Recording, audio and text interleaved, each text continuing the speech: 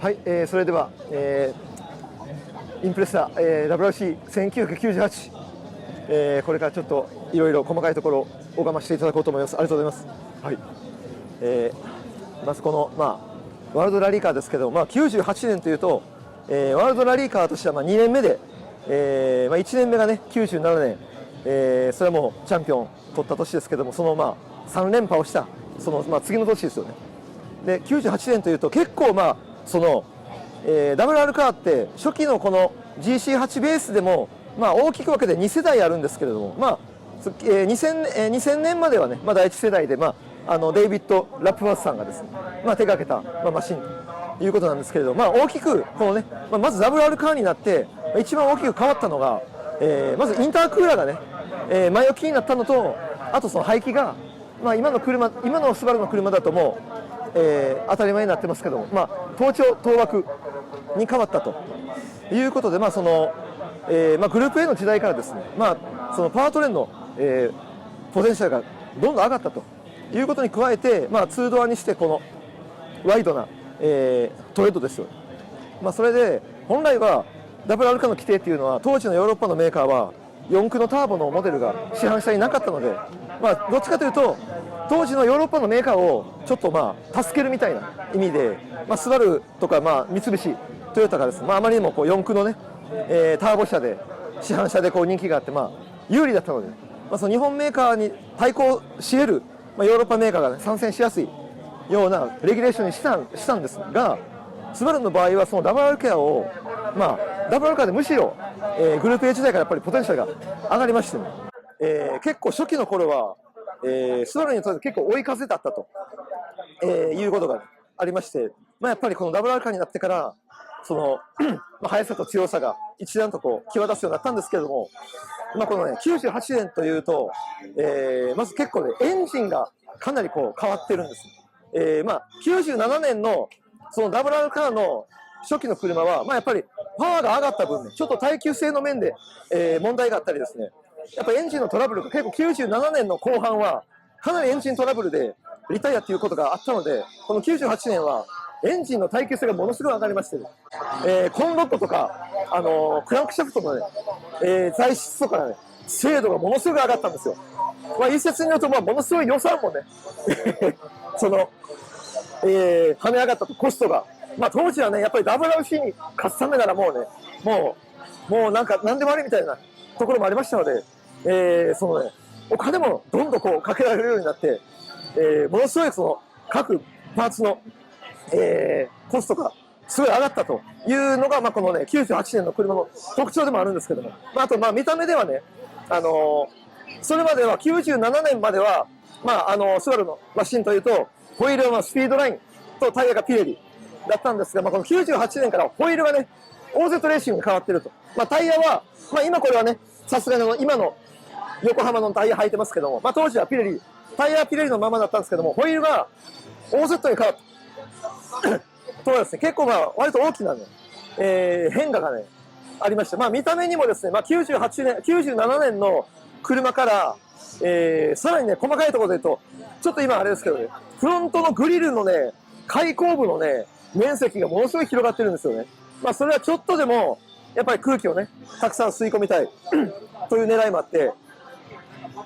あとはその WR カーになってからそのエンジンの搭載値もちょっと変えられるようになったので、グループ A の時代からね、エンジンそのものから20ミリぐらいね、後ろに積まれるようになって、ドライブシャフトもそれに合わせて短いものに、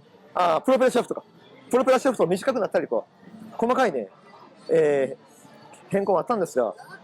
98年はね、さらにいろいろ変わってまして、で、これじゃあ開けさせていただいて、すいません、開けさせていただきますが、はい。当時のこのスバルのやっぱりね、ラリーマシンはもうやっぱり世界最先端で、今ちょっと電源がね、落ちてますけども、すいません。デジタルのね、メーターをね、ラリーカーで採用したのも、スバルが、当時一番早くて、あとこのインパネの造形も、これ見た目は、当時の、インプレッサーのね、デザイン、初期型のね、デザインそのものですが、材質はもちろん全然違う材質で作り直したインパネになっておるとなんかね、あとその他、もちろんね、カーボンのパネルを使ったりして、で、このね、このロールゲージもですね、これ森ブデン、どっちだっけ要は、それまで黒森だったのが、まだその、ロールゲージの材質まで変えてるんですよね。強くてより軽いものに。だから結構ね、細かいところ。で、あと、ミッションの方はですね、グループ A から引き続いて、ヒューランド製の、6速の、いわゆるこのエッジパターンのね、ミッションで、クラッチはね、もちろんドッグクラッチなんで、走り出したら、クラッチ切らないでも変速できるタイプですけども、97年はね、最終戦の RAC からですね、セミ AT にね、変わるんです。それまでこの98年は、最終戦以外はね、このエッジ型のシフトで、変速してて、最後の世代ということです。はい。はは。はい。で、じゃあ、座らせていただいてよろしい。はい。すみません。じゃあ、僭越ながら座らせていただきます。すみません。はい。これです。はい。はい、すみません。では、失礼して、座らせていただきます。よいしょ。よ。ね、これもコリン・マクレーさんがね、最初にこう座られた、ポリシートですけれども、どっかにこうね、マクレーの髪の毛でも落ちてんじゃないかとこう思わず探したくなったりしますがね。はい。で、そう、雰囲気はね、GC8 の、前期型の、イメージがかなり濃いということでですね、エッジ型のね、シフト。はい。あと、このね、足元見せて、足元いいですか。このね、今これなくなってるな、足元のね、このケースの中にね、ウォ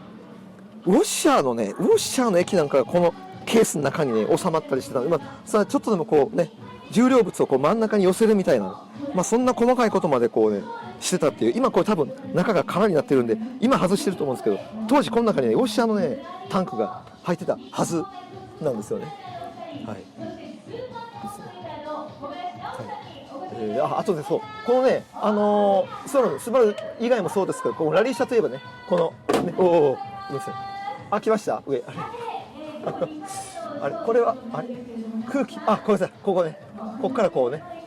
屋根からこうね、直接エアを吸い込む。で、これは、98年はですね、この真ん中にあるタイプと、あと、ラリーによってね、2つに分けるラリーもあって、それどういったラリー、グラベル、どっちだったかな。なんかそのラリーのイベントによってね、なんか合わせてね、このシングルだったりね、ダブルだったり、それラリーに合わせてね、変えてたんですよ。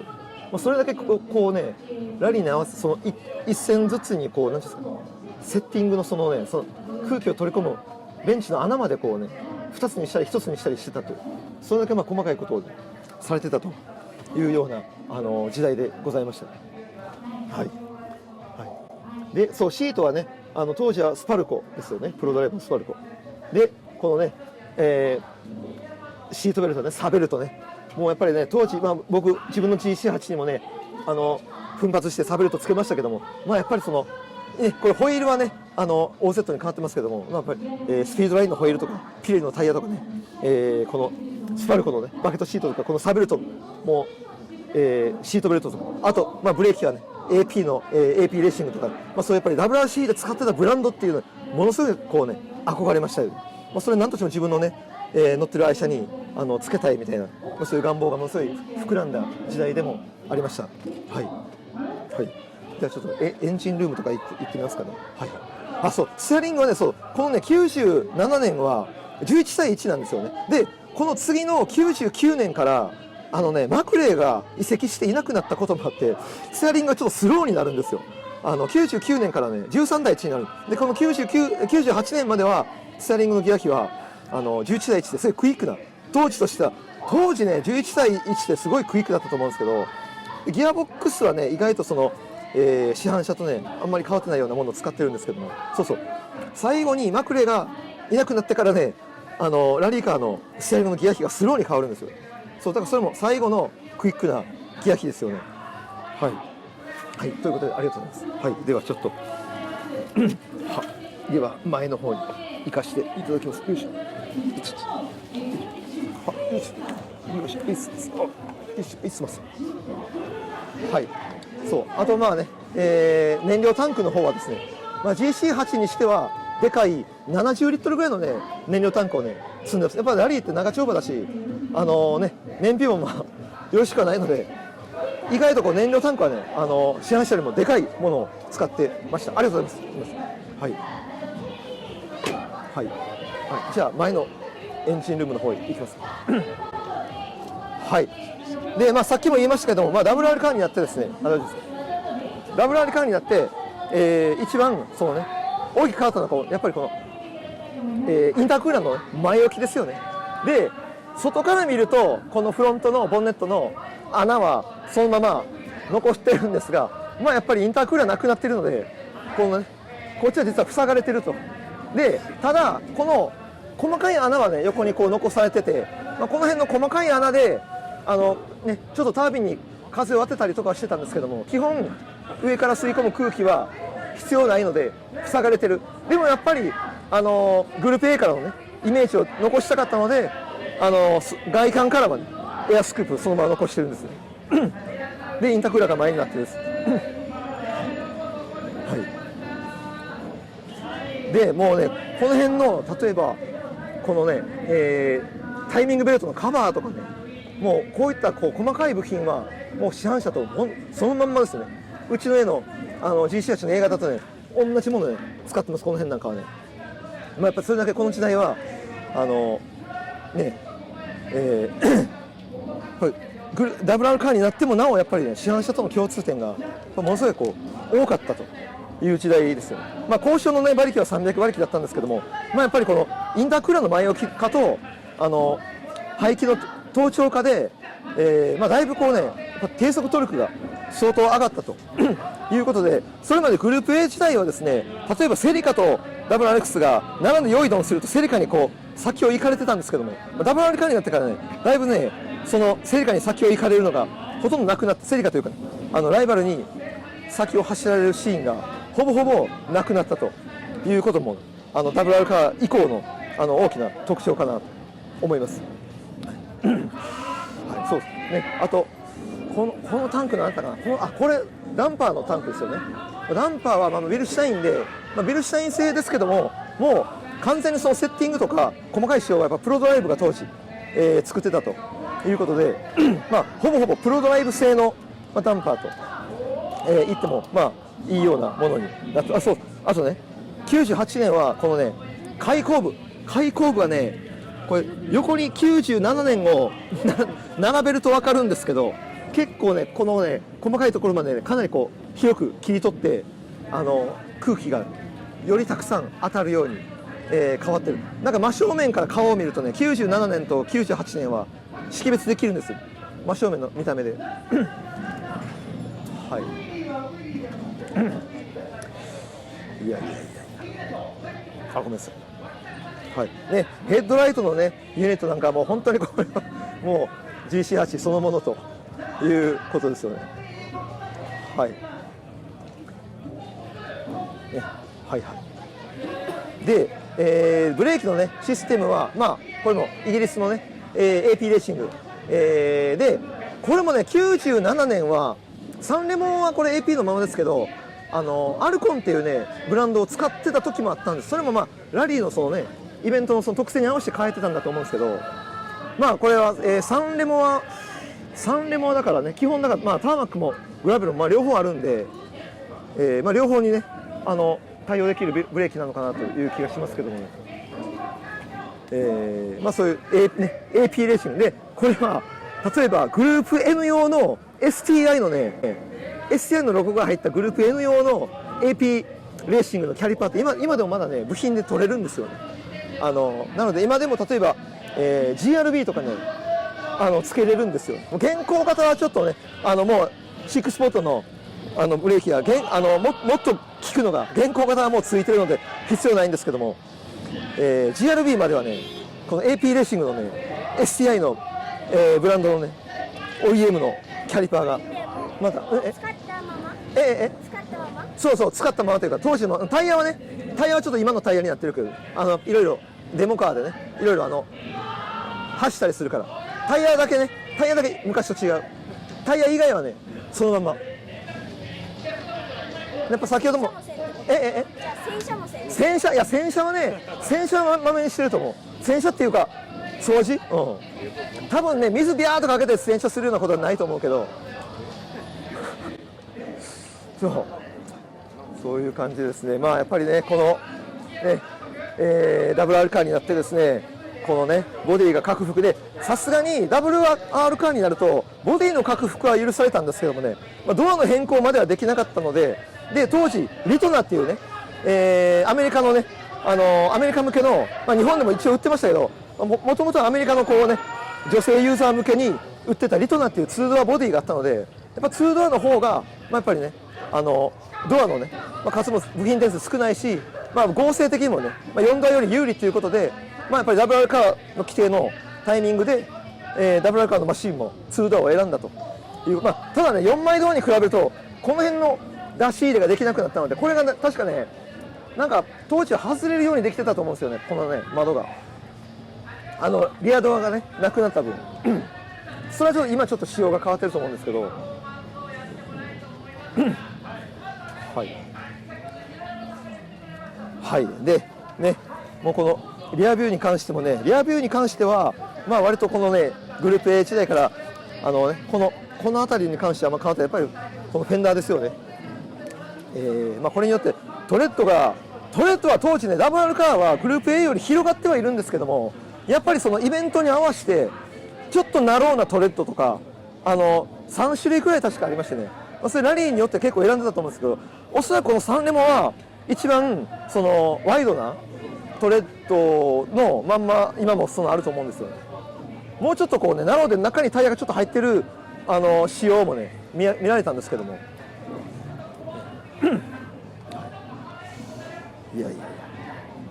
だから98年のこのサンレモは、最終的にねマクレーが、3位に入賞して、で、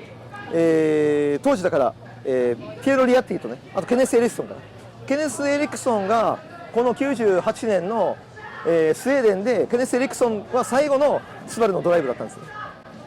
やっぱこう WR カーになってからのスバルのそのラリーはやっぱり、マクレーがねもちろんエースドライバーだったんですけど、マクレーやっぱり優勝もするけどリタイアも多いということで、ピエロ・リアッティと、ケネス・エリクソンはね堅実なドライバーでしたから、2人が結構まめにポイントを稼いで、97年なんかはまさにそんな形で、ポイントをね稼いでマニファクチャーのねチャンピオンを取ったという年だったりしましたけども、でその次のやっぱ98年も3勝もしたんですが、それ以上にね三菱とマキネンがやっぱり、圧倒的に速かった年で、三菱は5勝もしましたので、チャンピオンは、残念ながらこう4連覇が阻まれたという年でしたね。でその翌99年から、ドライバーが、ねマクレーというスターがいなくなった代わりに、リチャード・バーンズが来て、またユハ・カンクネンなんかも来たりでこう結構チームがかなりこう一新されて、でマシンの方も、2000年からはですねデビッド・ラップワースのその設計からですね、奇才と呼ばれたねクリスティアン・オリオというね、その後フォードに引き抜かれて、そこからちょっとスバルの、ワークスマシンの開発がちょっと落ちていっちゃうんですけどもね、この後また第2世代で、さらにハイテクかというと、WR カーになってからですね、フロントのデフとセンダーデフが、アクティブになってるんですよ。要は電子制御になって、でリアの方はリアだけは機械式だったんですけど、これもね最終戦ぐらいからリアもアクティブに変わったと。だから WR カーになってグループ A から一番こうねパートナー的に変わったのがやっぱりその、デファレンシャルの電子制御カーですよね。はい、あとエンジンルームで言うの忘れました。エンジンルームにねちょっとどのパイプか今見てあるかどうか分かんないですけども、アンチラグですよね。そのアクセルを離しているときにタービンを回すシステムがグループ A まではねその燃焼の制御でやってたのが、この WR カーからですねパイプを引いてですね、この燃焼のエンジンの本体のこう外からこう二次的に、アンチラグを効かせるようになったということで、例えばビデオで見ててもですね、コーナリングでアクセル戻してるときにねパパパパパンの音がやっぱりグループ A 時代とだいぶ変わってるんですよね。その排気のサウンド自体も不当調になって盗聴相馬になってだいぶ変わったんですが、アンチラグのねその聞き方とか、響き方もね、それはビデオで見てても分かるぐらい当時変わったんですよ。そうそう、排気が変わったともアンチラグがそれは細かく言うとそのコントロールがしやすくなったということですよね。はい、こうね、もうこのワールドラリーカーのね、もう外観的な大きな特徴であるこのね、リアのこのね、オーバーフェンダーをこう改めてこうね、鑑賞させて触らせていただきながらこうね、つくづく思うのは、やっぱりワールドラリーカーになってですね、やっぱり WRC は大きく変わって、スバルの戦い方も大きく変わったわけですね。で、WRC、ワールドラリーカーに変わって97年、98年、2000年くらいまでこのね GC8 の世代はやっぱりチャンピオンをね三菱に取られたとはいえ、やっぱりトップレベルのね競うこう戦いをしてて、でこの97年も本当にね結構やっぱり本当にこう紙一重でね三菱にチャンピオンを持っていかれた年で、4連覇ね全然してもおかしくないような内容だったんですよ。でもそこからやっぱりですね、WR カー規定に WC がなって、ヨーロッパのメーカーもねそこからこうプジョーとかシトレンとか参戦も始まって、やっぱりこのなんていうかツールのアドバンテージが、ね、やっぱり結果的にやっぱどんどん失われていく。でエンジニアの方もですねフォードに引き抜かれたりですね、あるいはその当時のねプロトレードのボスのデビッド・リチャーズがですね、WC ある程度ね成功を収めたのでちょっとこう心が、ね、F1 の方に行っちゃったりこうねその肝心のボスのこうね愛情がちょっとこう薄れたり、いろんな問題もあってこの WR カーになってからのね2000年以降はやっぱりこの、だんだんこの黄金時代からですね、下り坂にこう向かっていく、そんな時代のこう潮目に当たるようなね、スバルの WRC の、19年のね、歴史の中で、大きな転換期に当たるのが、このねやっぱり、WR カーの第一世代のこの97年、この辺のねその次の年からマクレがいなくなるとかいろいろありますけども、やっぱり僕の中でもこの97年がもう圧倒的にねこうウルトラ強かった最後のなんか WR カーみたいな。99年からまたちょっとチームの体制がくしゃみ出ません。はい、99年からですね、チームの体制も変わるし、いろんなものが変わっていったので、このね97年というのはなんていうんですか、その大きな分岐点の今から振り返ったらですけども、それがこう思い出されるマシン、それがですね、この3月2日とね3日、新井敏弘選手のねドライブで、久しぶりにねこの鈴鹿サーキットを走るということなので、またねその様子も後ほど動画で、お届けをしようと思います。もうこの WR カーねもう本当になんていうか思い出すとねもういろんなね美しい思い出とねここから始まるちょっと暗黒的な時代のねなんか悲しい思い出もね、いろんなこうねものがこう蘇ってこうねなんていうか